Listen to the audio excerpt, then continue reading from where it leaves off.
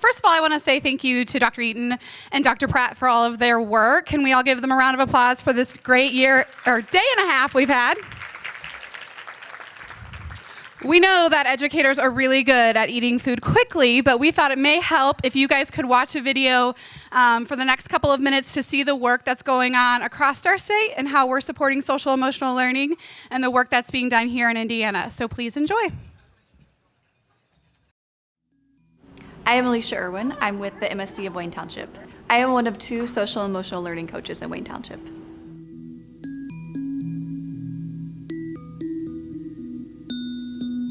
The biggest mind shift is really looking at creating supports for all students. So we consider social emotional learning a tier 1 support within our schools. And not only do we seek to address our students, but we seek to address our adults. So I think the biggest mind shift we have changed or made is looking at more of a restorative approach instead of a punitive approach, and looking at how our discipline practices align with that and separating the deed from the doer so that we humanize the actions, we make them something that all of us are learning to grow and become confident in. Yeah, my name's Stephanie Bodie. I'm an assistant principal at Avon High School.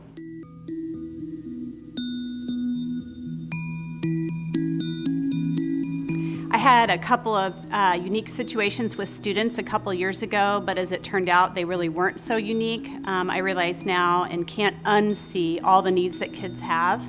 So we're really taking that whole child approach, trying to be proactive with kids who are at risk, but also respond to kids when we have challenges. I am Krista Nelson, principal at Center Grove Elementary School.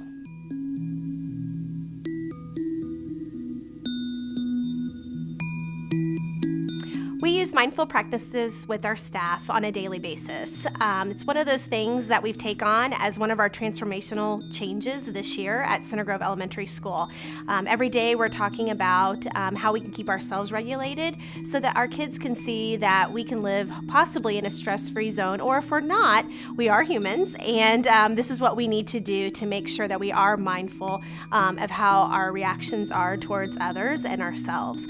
We do this during staff meetings where we're teaching practices. We have book studies going on right now that is teaching about mindful practices. We make sure that we tag teachers out if they need a break, or just giving them a gift of time so that they can go grab something to drink, something to eat, get some fresh air, and come back. You see this with our staff, but it's also, you see it in classrooms with our kids. And so our staff is taking those mindful practices and putting them in the classroom for our students.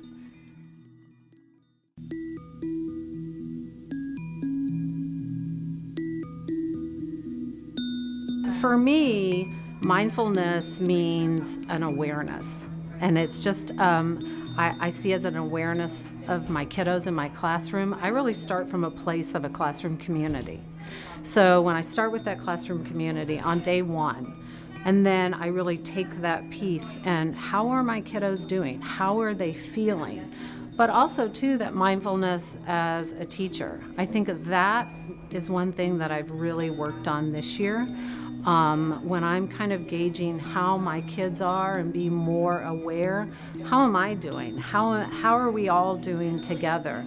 And I've really, really tried to make it a point to do that yoga with them, to do those mindfulness activities. We do some breathing activities, and one that we do, it's called melting, and it really hit me. I think this was a turning point for me. I saw them do it, and we had always done it, but when I reflected on it and looked at it through a new lens of that awareness, I mean, when they went down to the ground and they had that complete relaxation, it was really powerful. You could just really see them decompress and really that stress go out of their little bodies. So that was kind of a big turning point for me in how I viewed mindfulness and used it in my classroom.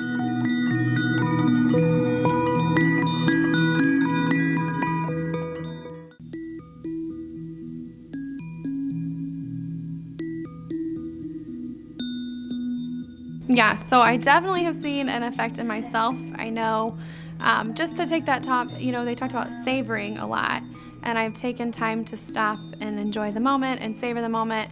And it's helped me be more reflective as a teacher and as a person in my own daily life and in my career. And then as far as my students, I feel like I have seen a growth in them opening up to each other and their self-esteem and their being in tune with their emotions. We have talked a lot about, our engines and checking our engines and making sure that we are in control of our actions and our thoughts and our emotions and how do we respond.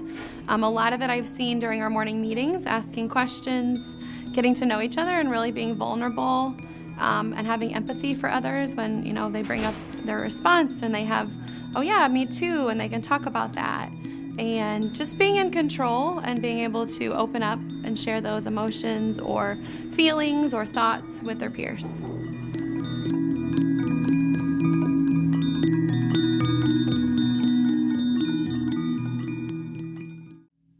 My name is Christy and I am the Mental Wellness Coordinator for Avon Community School Corporation.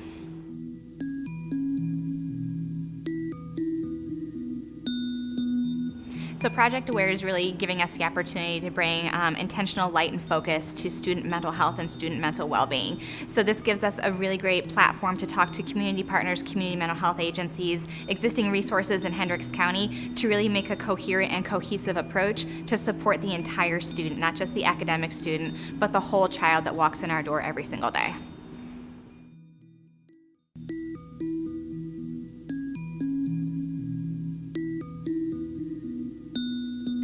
I became more focused this year while doing the class, but then while doing it, I realized that we have always been doing these things.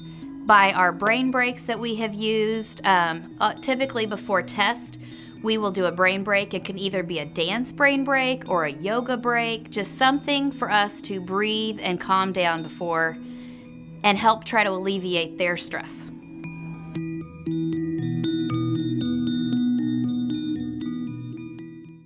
I'm Kristen Radman, Assistant Principal at Center Grove Elementary School.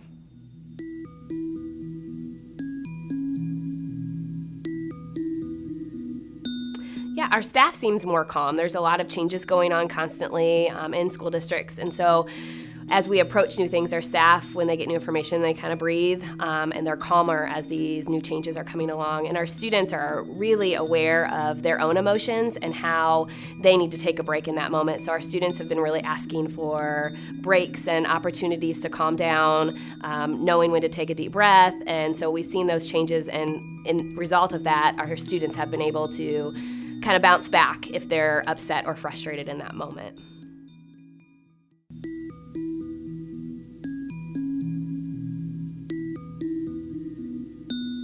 So we do mindful meditation almost every day after lunch. It's just a good in the middle of the day. Lunch is pretty chaotic sometimes, and just to bring them back to what needs to be done for the rest of the day. And that way that if no matter how their day has been going, they can kind of stop and reflect on what needs to be done. And just to calm their minds and calm their bodies, just because there is so much going on, and our days don't really allow the flexibility to do the mindfulness all the time. So really taking that time actually makes them more productive. To take that 30 seconds to 5 minutes, however long you want to take it, actually makes you more productive throughout the day.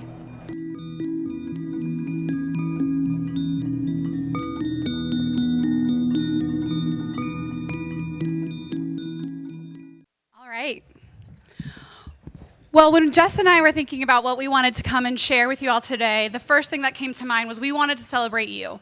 We want to celebrate the work that is being done in Indiana. We want to celebrate and share ideas so that we can learn from one another, continue to build on this growth, and really be supportive. So we're going to share some statewide activities, some local activities, DOE resources that you might not be aware of, and additional things to help support your work in this area. So some statewide whole child progress. So first you'll see that our IDOE team, since we released our social emotional learning competencies last January, have provided over 100 professional development opportunities in your schools. So that means that you have signed up for us to come provide free professional development and help you understand, what does social emotional learning mean? What does this look like in my classroom? How do I unpack these competencies that the state has identified and really put that into practice at the elementary, middle school, and high school level? You'll also see the Whole Child Summit. Last year was the first year for this, and we grew out of Bloomington. We had to come to Indy and provide a bigger space, and I don't know what next year looks like, but it looks like it might need to be bigger again. And so that is just a celebration to show the work and the interest of educators here. We also had the creation of my department, which is the Office of Social, Emotional, and Behavior Wellness, and so we'll share a little bit more about that in a moment. And then also, as you saw earlier, we do have a grant called Project Aware. We have a table. You can learn even more about that. But we, with that grant and with our site partners, have had over 1,000 educators trained in youth mental health first aid, which means we are providing resources, support, strategies, ways to understand how our students are thinking and working to our educators, to our bus drivers, to our aides in the classroom to really make sure, again, that we are all keeping eyes on our students. And last, we've had a lot of really great collaboration, not only between schools to schools or state agencies to state agencies, but our community partners, realizing that this is work that we cannot do alone and that we need to tap on our partners in the state. If you were not aware, I just wanted to take the time to share a little bit about our department. So I am the Director of Social, Emotional, and Behavior Wellness, and I have 5 great staff members on my team. So I have our school social work specialist, school counseling specialist, SEL specialist, prevention specialist, and then Jess, our Project Aware specialist. So our team has been around for about a year plus, and we are working hard to support you all in this space, and we want to be a resource to you, and we want to be a point of contact. So there are many ways that you can get in touch with our team. The first is going to our website and filling out for professional development, or if you're not ready for that and you just want to brainstorm ideas, we also have a technical assistance call. So you can just say, hey, we have a group of teachers or administrators that just kind of want to pick your brain and see if we're on the right track. Please book time with us. We love to connect and we love to partner with schools. So again, just to reflect on those accomplishments statewide, we could not have done it without our partners. And so we preach all the time that schools really need to invest in their communities. And so these are the community partners that we've invested with to really bring this work to you and support the work that you see going on statewide for our students.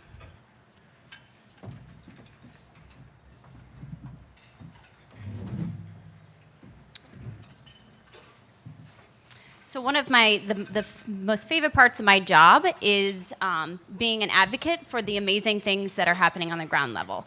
So I talk to a lot of you. I talk specifically to the Project Aware coordinators that I'm working with and ask them a lot of questions and say, tell me more about that. What are the ins and outs of that? How did you get to that decision to do that? And then trying to package that and bundle it and try to shout it to the rooftops. That's my favorite part of my job. And I think that my privilege today is to speak to you with you about some of the things happening at the local level that we would like to share. We cannot take credit for these, but we are constantly hearing stories, and we want to share these stories so that if you're interested in some of these things, we can connect you with the people that are doing the hard work on the ground level. I won't read all of these, but one thing that I will highlight is that if you attended one of the regional trainings that Christy Goss led around the region, there were some examples that were shared about a split funding between the Community Mental Health Center and the school district, between a personnel who is kind of that liaison, who not only speaks to the community mental health provider, but speaks to the district and is able to translate some of those difficult conversations that happen.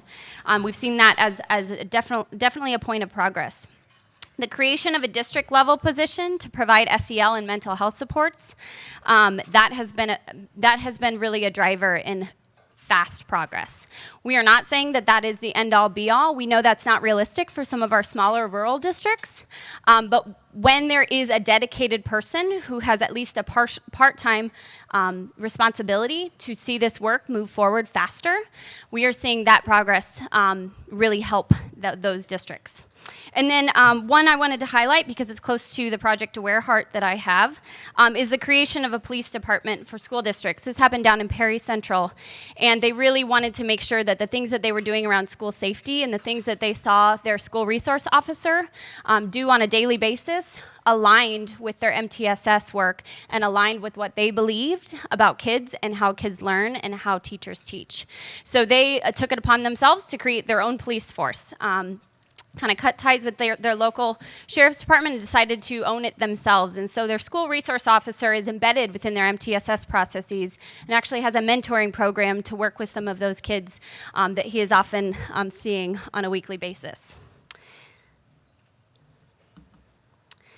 couple things I'll highlight on this slide is the development of a partnership between court systems in the practice and prevention of the approach to juvenile services. So we just released a youth assistance program application. We're in the process of choosing 5 of those applications to really help them think about their youth assistance program and how to integrate their systems at the school district to the juvenile system in a more preventative and approachable way. The other thing I'll highlight on this is the implementation of Handle with Care. We heard this morning on how that is working in New Jersey, and we're starting to see that catch on in Indiana as well. So one of our Project Aware sites, Vigo County, is working with their local police force in trying to roll that out this year, and we are eagerly awaiting some of those lessons learned.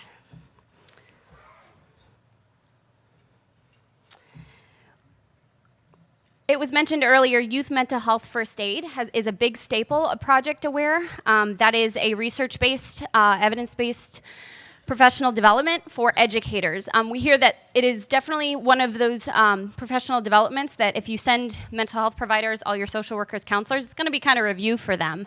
It really is not review for educators. When I attended last year, I was sitting at the table, as a former educator, and all of the information was not new, but it was groundbreaking for me as an educator. But my mental health coworkers were like, yeah, that's par for the course. So this is really for your educators. So if you are interested in a youth mental health first aid, we have some contacts. Luckily, our partnership with the Division of Mental Health and Addiction has allowed us some more contacts, and we are going to be working to get more access for districts to that specific training. We'll talk a little bit here about the Science of Happiness course, but the bottom 2, I think, will really come to fruition this afternoon when we hear from our students. We are seeing a lot of our districts being super intentional about getting student voice, getting students' perspectives on these things that we're working hard in. So whether that be a Bring Change to Mind Club, or whether that be having students present at mental wellness fairs, that student voice, we're seeing schools really step forward in making that a priority. And then also universal screeners, we're seeing students, their voices being heard through those surveys that are then being used to forward their progress with their social emotional learning curriculum. So our friends at the Indiana Youth Institute, if you were at the summit last year, you heard from them. They had released their Kids Count data book. We are a week before them, so they're actually releasing that data book next week. So this data is a little bit old in terms of when we pulled it, but it was from 2019. All of us know this. We've done a lot of work in terms of understanding the need. I will say that Indiana has a lot of work to do in still creating those systems for obtaining this data at a state level. We're still working hard on that. But 3.8 million Hoosiers live in a restricted professional mental health supports. So this stat really just speaks to the shortage that we are having in our state when it comes to trained and competent mental health professionals that are able then to enter our schools. And I don't say that as, oh, what are we gonna do? I'm saying that as educators are stepping up. Educators see that and don't see that as, well, there's no solution. What educators are doing are infusing prevention, and that prevention is social emotional learning.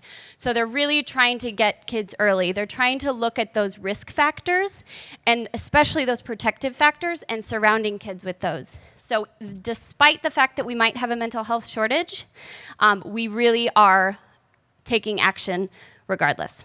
80% of students are not getting the recommended exercise. If you ever sat next to me at a dinner party, you've heard me talk about physical activity and nutrition. It's probably because of how I was raised and the position that I was in at the State Department of Health before I came to DOE. But physical activity is one of the best ways to prevent some of those behaviors that we're seeing in the class.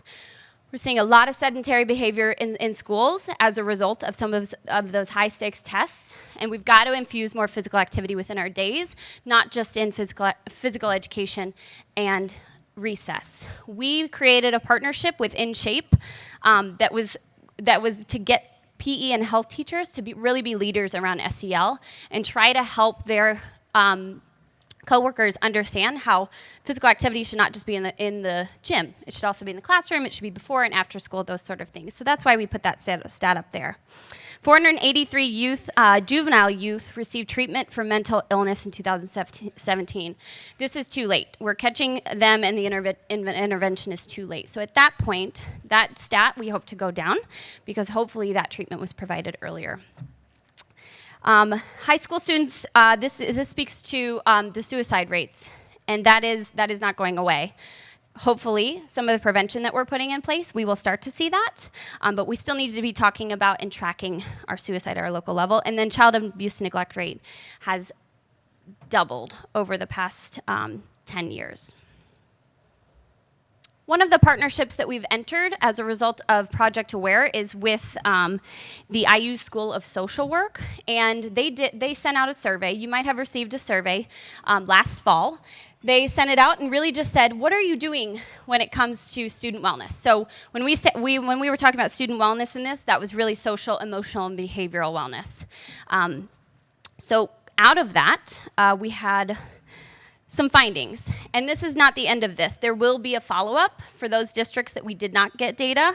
We're going to be doing kind of a next round of the survey and adding to that data. We're also going to have a repository, kind of a data visualization online to help schools network and learn from each other and kind of see what other schools around them are doing. So everything that you will see on that data visualization is what you told us when you filled out this survey. But we did have the partnership, which allowed us to kind of summarize some of those things and find some trends. And some of those trends that we found is the variability of schools' interpretation and implementation of approaches. What that means is that there are some schools that are saying, hey, we've got PE and health standards, we've got PE and health class, that's our SEL, right? If you look at the PE and health standards, absolutely. Our students get one course of it, done. Some districts are saying that. Some districts are saying we have a full SEL curriculum. So the interpretation of what these best practices are vary significantly. We are seeing gaps in the multi-systematic capacity. Capacity was talked about a lot. We don't necessarily have someone that is dedicated, or we don't necessarily have a team. We talk about it a lot, but we don't have any dedicated time. So we saw a lot of gaps in capacity. We also saw the need for a shared roadmap. People are asking, what does best practice look like? Where do I start? And if I have started, where do I go next? We are working on that with the Indiana Youth Institute through the development of a coaching model. So we're hopefully going to be using some of these findings and some of the things that we're learning here at the summit to create that kind of roadmap for next steps. We're also seeing the central role of community partnerships. I do believe that there's a misconception that schools don't open their doors to community partners, and we found that that's absolutely false. Schools are opening their doors. Schools are connecting with community partners, and then they're saying that those community partners are critical. They cannot do their work without those community partners. So we need to tell that story, and we need to show what an effective partnership looks like. Because you might have a connection with a community mental health provider, but it might not work in your favor. It might not work in the student's favor, and there might be barriers that you need to address within that partnership. So looking kind of granularly at those partnerships is what we're going to try to do. So it wouldn't be a whole child summit without Maslow's hierarchy of needs, right?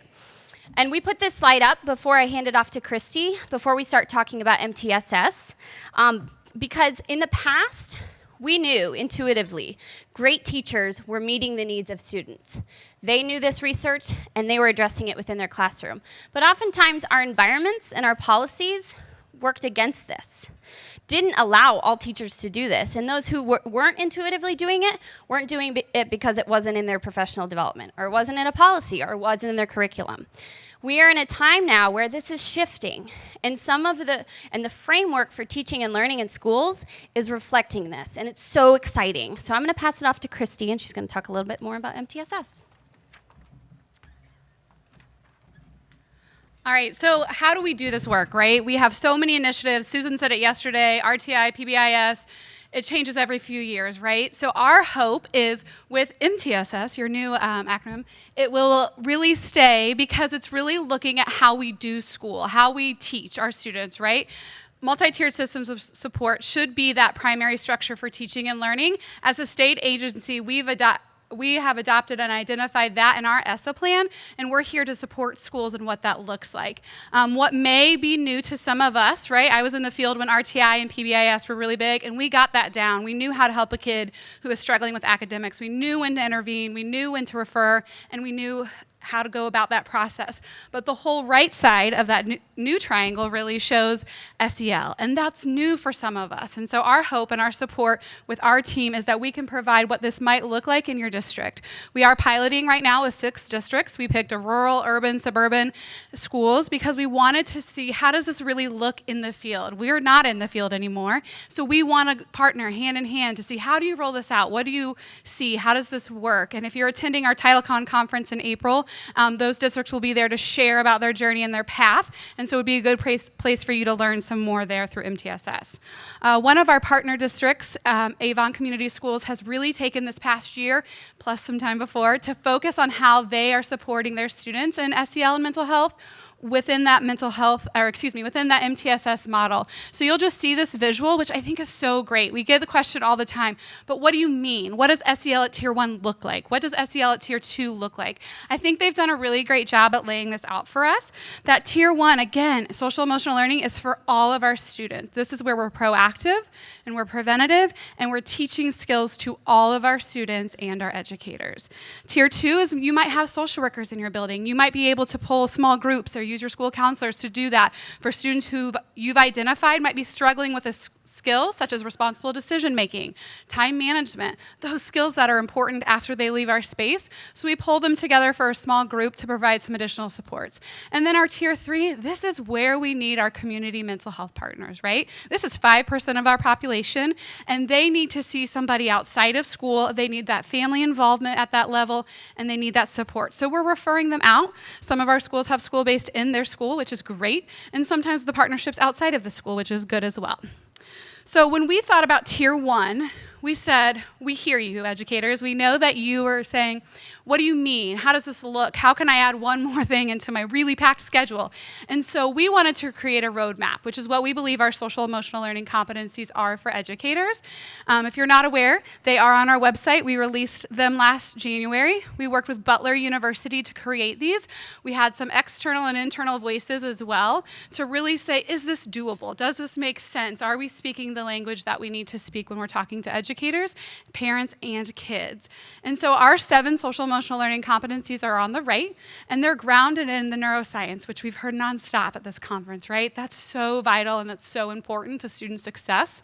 And it's also really looking at how do we support our kids and how do we prime their brains for learning and how do we have those positive and supported learning conditions for students. And so you'll see the 7 competencies. We work hand in hand with CASEL, so if you're already using CASEL's work, good news, you're using ours too, because we partnered with them. So the 5 competencies that CASEL has correlate with our 5. The 2 that we added were up top and below. So mindset, when you're thinking about growth mindset and knowing that we can practice and grow with our kids and how important that is. Mindset is new. And then sensory motor, like Jess was saying, moving and doing things in the classroom to create some stimulation to get going and to take some moments to breathe and be intentional in that space. And the reason that we added that was because that research wasn't around when CASEL created theirs. Again, we worked really closely with them, so they're aware of our support and aware of our work, and they're in support of that. So again, what does this look like, right? And so I spent 10 years in a school, and you know what? Our teachers are really doing this already. What we can do is help them be proactive and intentional with the work. We can make sure that they are intentional when they're thinking about their academic day. When can I stop and have a classroom discussion on this? When can I pull a literacy book that also teaches about responsible decision making and making that a discussion for our kids? So this visual, you'll see that it can be in our environments and our social teaching practices and also in intentional practices, right? So what does that mean? When I'm looking at social teaching practices, I'm talking about my environment. I'm talking about the language that I use. Language is so huge. We've had several districts take a year or 2, like Susan shared yesterday, to really just focus on their adult language. Are we using growth mindset language when we're talking about our kids? Are we using trauma-informed language? I'll be the first to say, when I sat in data meetings, we'd be like, oh, okay, well, that student showed up red, but you know what? They're their special ed or their ENL, they're getting services. That's not how we should talk about our kids, right? We need to look at the language and how can we help them grow to be successful adults in our schools. And then that instructional teaching practice, that's where we're seeing it's intentionally embedded within our day. So if I'm doing a math problem, how can I embed sensory motor integration into that? How can I build collaboration into that? Well, I have them work in a team and we talk about what that looks like. Again, a lot of this we're doing, we maybe just aren't intentional or sharing out with our kids why we're doing it, right? And so they need to know we do teamwork for a variety of things and making sure to list that and having them understand the roles that they play there. We love this visual in our team because we talk a lot about social emotional learning and mental health. And as you heard our legislators share this morning, there was a lot of struggle last session with language and understanding of what things mean. We're going to clarify that here in a couple minutes. But we like to show this visual because it's easy for us to think about physical health and physical wellness.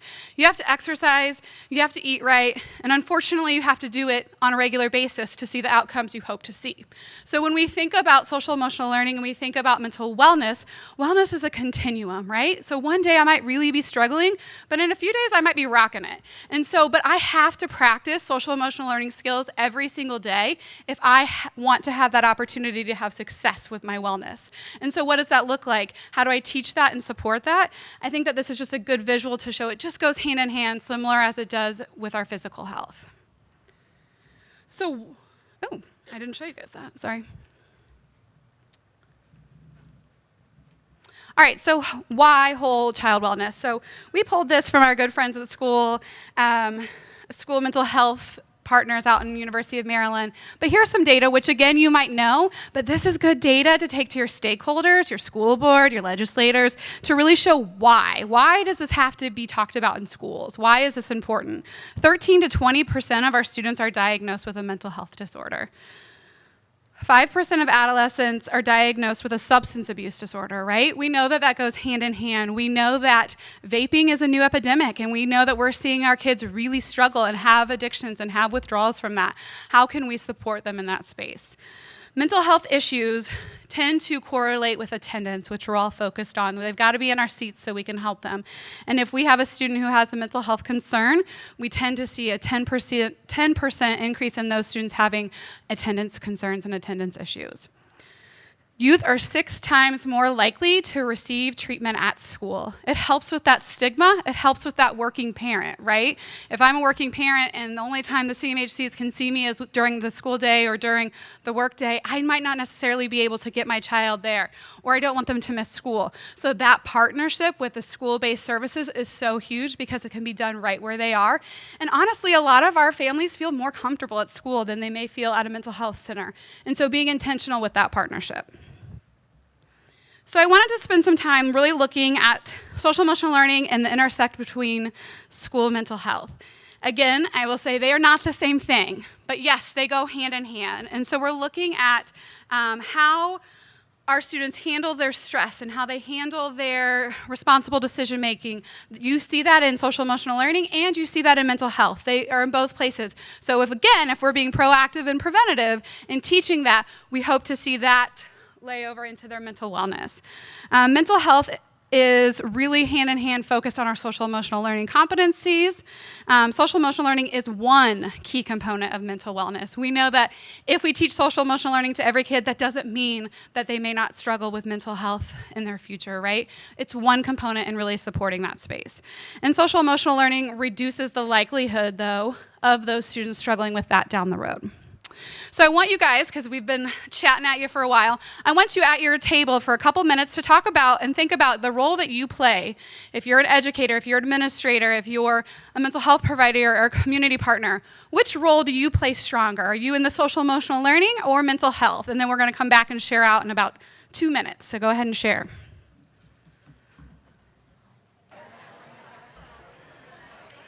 All right, let's come back together so we can hear and learn from our peers. Congratulations, you just practiced 2 social emotional learning skills at your table. Way to go. Would anybody like to share out what their role is and how that looks in their school and what position they hold in their current school? Don't be shy. Oh, over there. I don't trust myself throwing that far.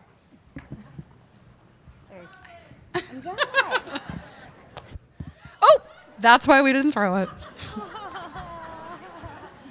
At our table, we pretty much just said the answer was yes. Yeah. Because there is no one lane for the teacher now. There is no one lane for the school counselor or the administrator. And if you're a mental health person that's come into the building, you're juggling that. This is how it works in the office, but this is how it works when I'm in a school with the students. So, like, there's not just one lane for each of us. It's all we've been talking about these last 2 days because it's all everything. Exactly. And what I think you said was really important. Being a school social worker by trade, my training was in social work. So when I came to work into a school, even though I had school courses, there were things I needed to learn, right? Because clinical and mental health centers and settings look very different than schools. So you need to get on that same page of what flies at your school, what flies at your mental health partners, and make sure you're communicating that same language. Who else would like to share? Lisa won't throw it at you. She'll bring it to you, if that's what you're afraid of. Oh, back there. In the green. Okay, somebody in the middle catch. Tracy, can you help out? All right. Catch it. Who's it going to?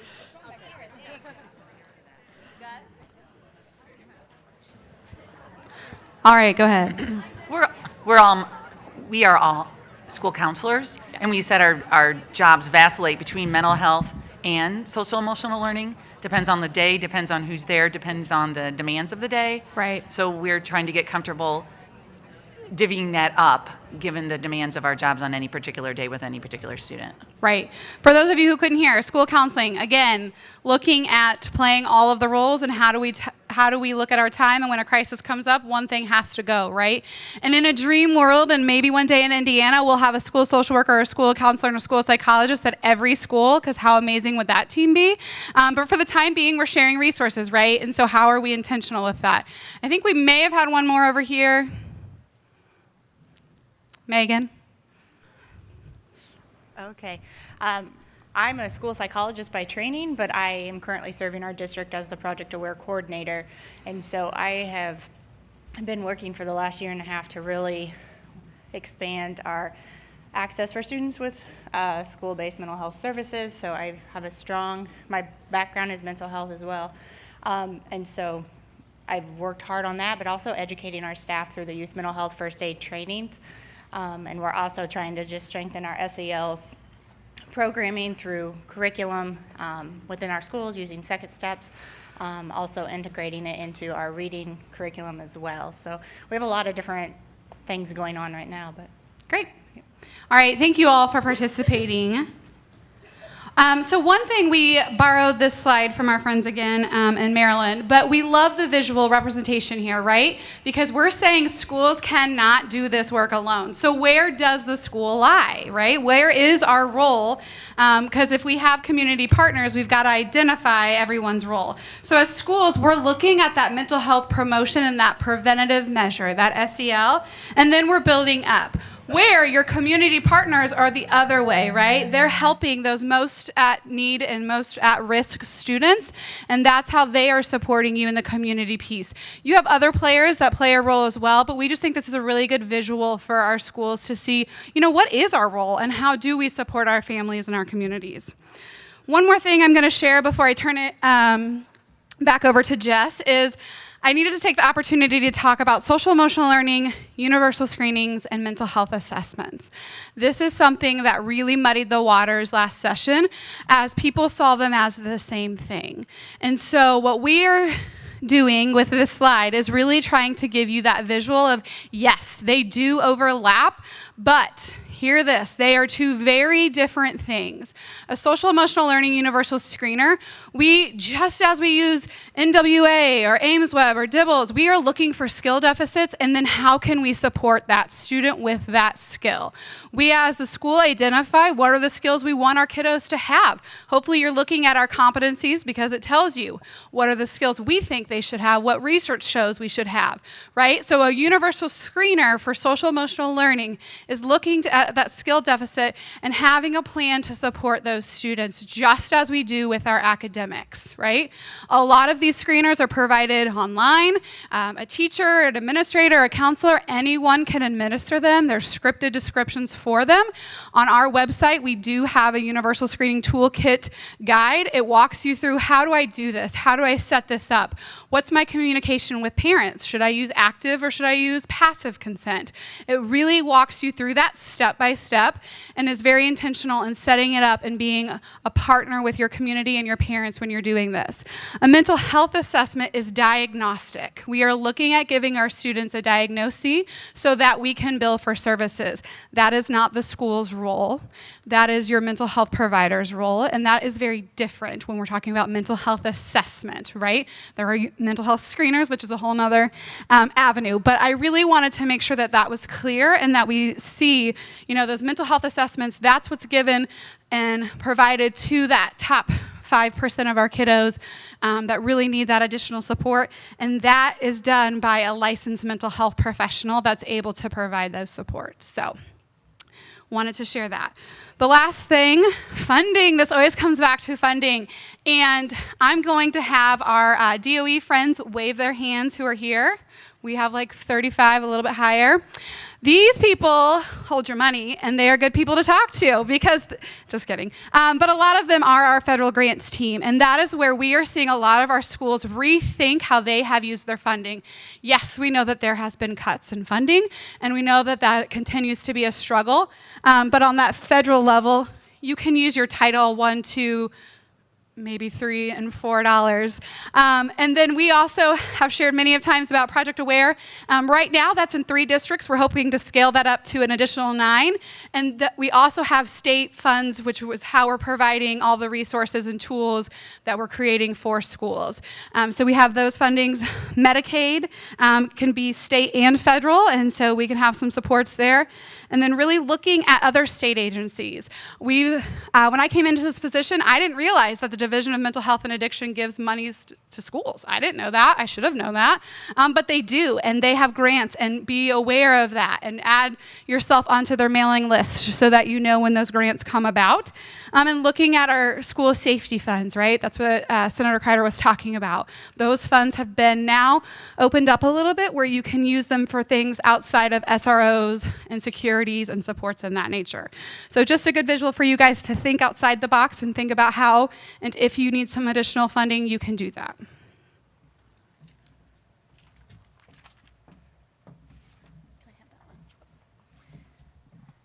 Okay, so if you have been on DOE's mailing list, Dr. McCormick's weekly note, the SCBW newsletter, you have certainly heard about the Science of Happiness course, and I'm happy to report that we currently have over 2,300 educators. Now, that might be a bit misleading because we have been intentional about saying you don't have to be an educator.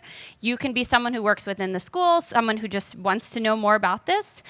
So though that says educator, there might be people besides educators, but there's been a huge uptick of people who are interested in their own well-being.